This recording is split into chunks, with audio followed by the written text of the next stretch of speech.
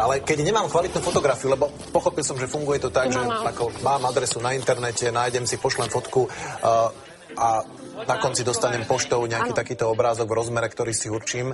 Ale keď nemám takú fotku a čo ja viem, že ako chcel by som mať niečo také od svetoznámeho umelca, nejakú peknú repliku, ale v takejto kvalite. S týmto vôbec nie je problém, s týmto sme takisto rátali na stránke Nájdete galériu, kde sú rôzne repliky od rôznych svetoznámych autorov, čiže buď si vyberiete odtiaľ, alebo...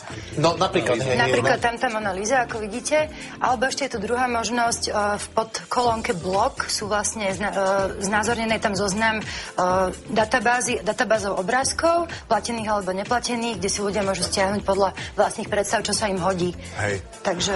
A mne sa páči tá informácia, že nemusíte mať ako foťák majstra sveta, ale stačí vám váš obyčajný taký ten maličký, ktorým doma klasický digitálny fotoaparát. Určite možno ešte dobre podotknúť, že aj keď si človek nie je istý tou svojou fotografiou, tak priamo na stránke tzv. Galérii, keď si fotku nahrá na stránku, vyobrazí mu, či je vhodná alebo nevhodná. Sú tam také 3 stupne. To znamená, vie sa uistiť, prípadne si zmenšiť rozmer a vybrať si ten skutočný rozmer, ktorý bude dobrý pre tú fotku. A tiež sa mi páči tá informácia, že za 3 dní to môžete mať doma. Takže veľmi pekne vďaka aj za toho výhercu. Verím tomu, že ešte takýchto súťaží uskutočníme viac a verím tomu, že aj viac zabíjačiek bude na Slovensku, ale to už sa snažím dostať k tej téme, ktorá